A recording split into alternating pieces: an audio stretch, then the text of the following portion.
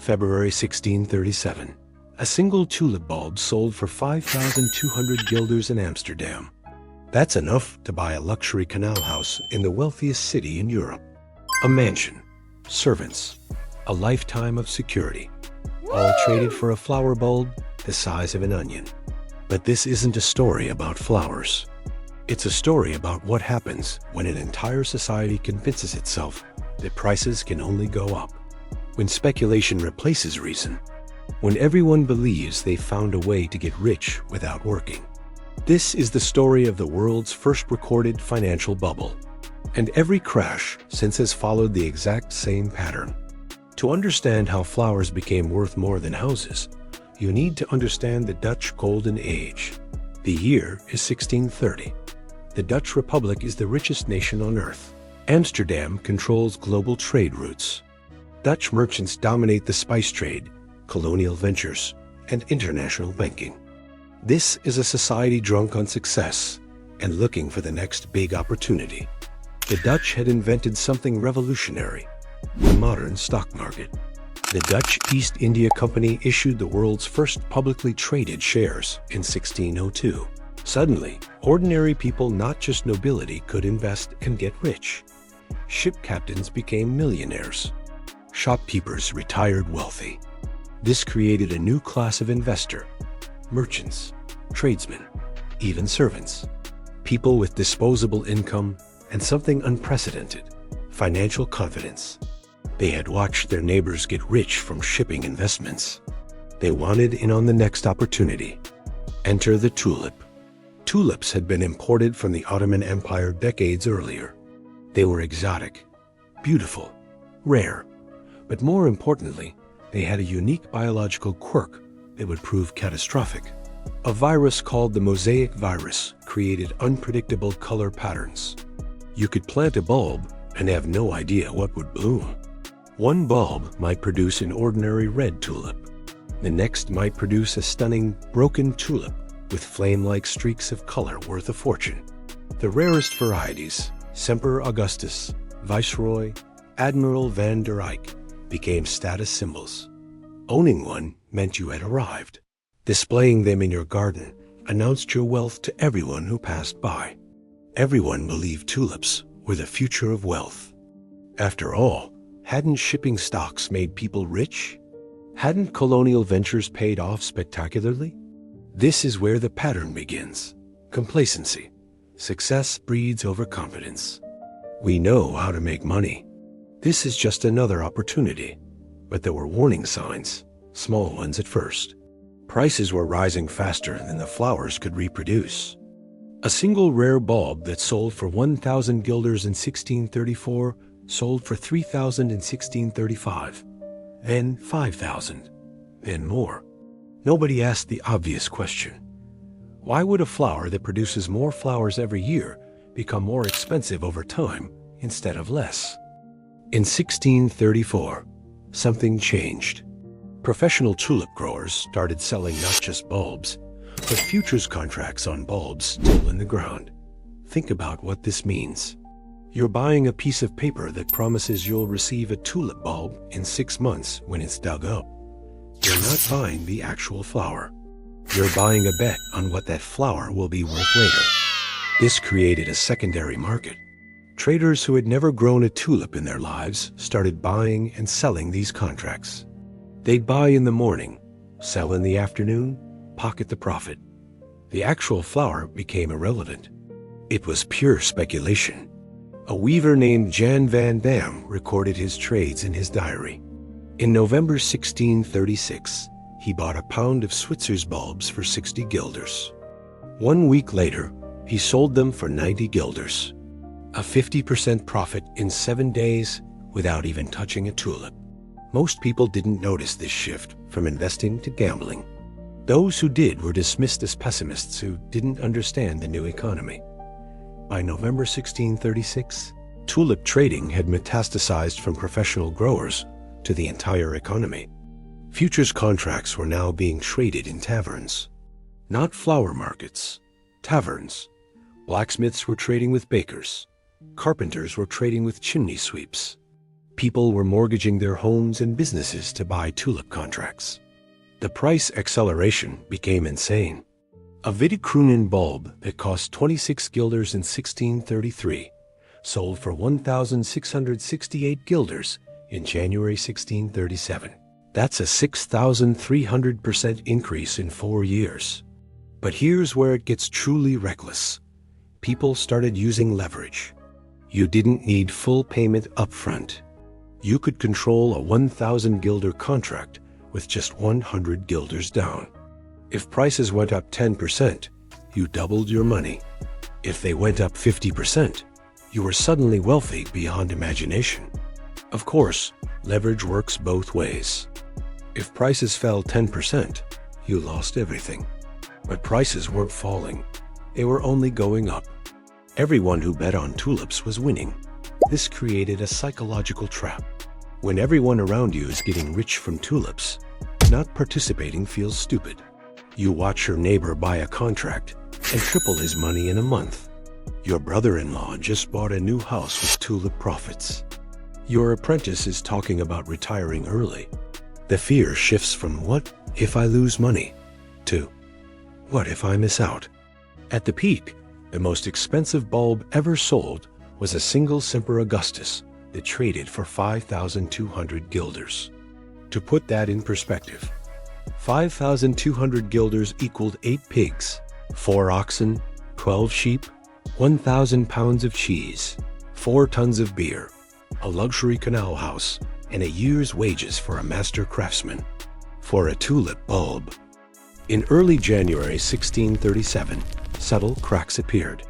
A handful of traders tried to sell their contracts and found no buyers. Not at the inflated prices anyway. These were isolated incidents, anomalies.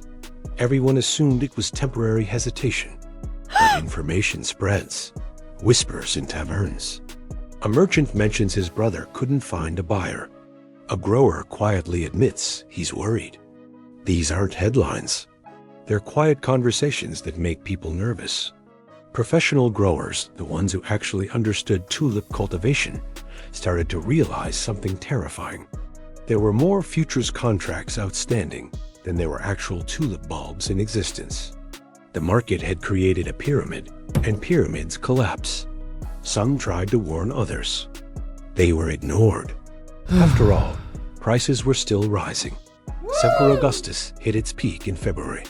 Surely that meant everything was fine. February 3rd, 1637. A routine tulip auction in Haarlem. Nothing special was scheduled. Standard lots of standard bulbs. But when the auctioneer called for bids, something unprecedented happened. Silence. No bids. No one wanted to buy. Not at yesterday's prices. Not at any price. The auctioneer lowered the starting price. Still nothing. He lowered it again. And again. Finally, someone bid. But at a fraction of the expected value. Word spread through Amsterdam within hours. If bulbs weren't selling in Haarlem, what did that mean for contracts across the country? This was the moment. The exact instant when collective belief shattered. When the spell broke. When everyone simultaneously realized they were holding worthless paper and someone else would be left with the losses. At this moment, even the experts realized there was no stopping this anymore. What started in a single Haarlem tavern exploded across the Dutch Republic within days. February 4th, Amsterdam. Traders tried to sell their contracts. No buyers. They dropped their prices by 10%. No buyers. By 25%. By 50%. Still no buyers. February 5th, Rotterdam. The same. The entire market had become sellers. 0 buyers. When everyone wants out of an investment at the same time, there's no floor. Prices don't decline gradually. They crater. Within 1 week, tulip prices fell by 95%. A Vidikrunen that sold for 1,668 guilders in January couldn't find a buyer at 50 guilders in February. Then 20 guilders. Then 5. The cascading failure was swift and brutal. Merchants who had leveraged their businesses to buy tulip contracts now owed money they didn't have. They couldn't pay their suppliers. Their suppliers couldn't pay THEI, our suppliers. Credit ceased throughout the entire Dutch economy. But here's what made this collapse particularly devastating: the futures contracts. Remember, most people weren't trading actual tulips. They were trading promises to deliver tulips. When prices collapsed, thousands of people owed tulip bulbs they didn't own to buyers who didn't want them anymore. And they had contracts' legal obligations to complete these transactions. The courts were flooded with lawsuits. Buyer suing seller, seller suing buyer. Everyone trying to escape their obligations. The legal system couldn't handle the volume. For ordinary people, the impact was immediate and personal. A Delft merchant named Peter Gerrits had mortgaged his house to buy tulip contracts worth 4,000 guilders at peak prices. When the market collapsed, those contracts were worth maybe 100 guilders. But his mortgage was still 4,000 guilders. He lost his home, his business, everything. Stories like this multiplied across the country. Weavers who could no longer afford their looms. Bakers who lost their shops. Servants who had invested years of savings only to watch it evaporate. The ultimate irony? The tulips themselves kept growing. They didn't care about market prices. Spring came. The bulbs bloomed. Beautiful flowers emerged just as they always had. But nobody wanted them anymore. February 1637 became the symbol of this collapse. The month when an entire nation learned that asset prices can rise beyond any rational value and fall just as irrationally. The trauma was so severe that the Dutch banned tulip futures trading entirely. But the damage was done. In the months following the collapse, Dutch authorities faced an impossible question. What do you do when an entire market implodes? The government made a pragmatic decision. They declared that tulip futures contracts were gambling debts legally unenforceable.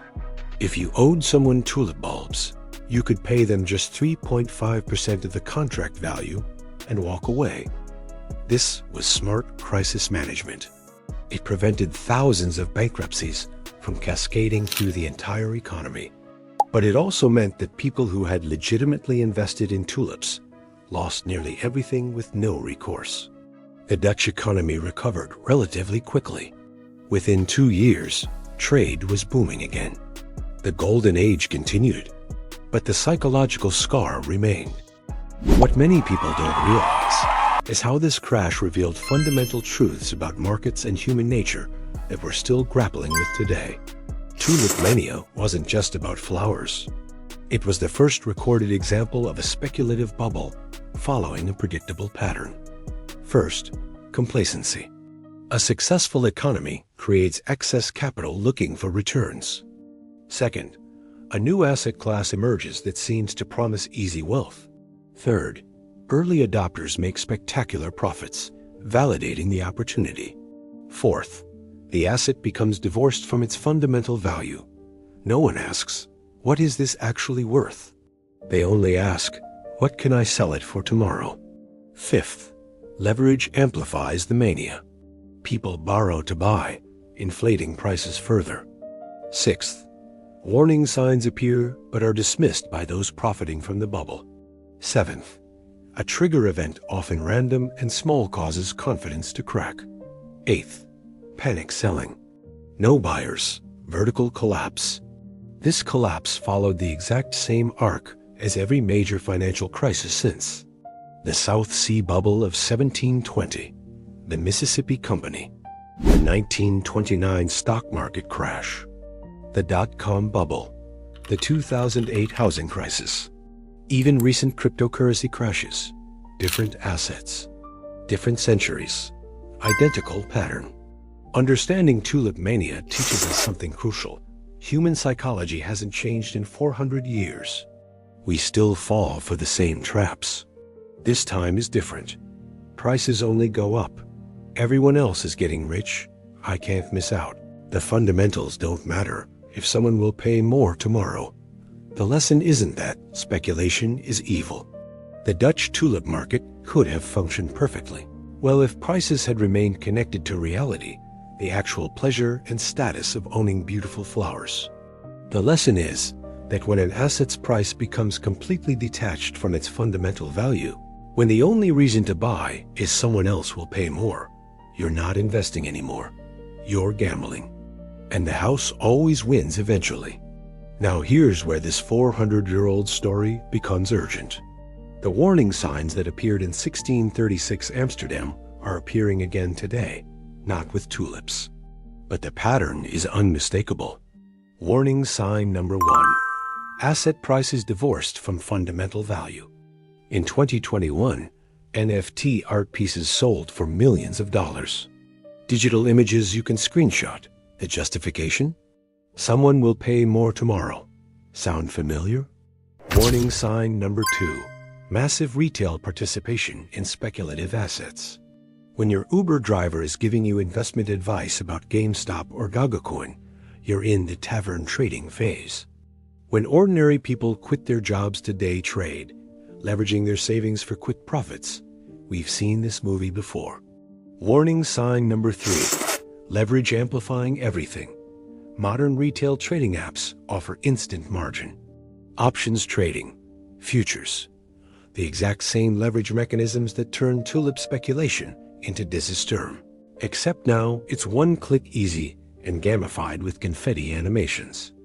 The tulip collapse taught us to look for markets where the narrative has replaced the numbers, where this is the future drowns out. But what's it actually worth? Today, that warning sign is flashing in multiple asset classes simultaneously. Cryptocurrency markets that surge and crash by 50% in weeks. Meme stocks that rally based on social media sentiment.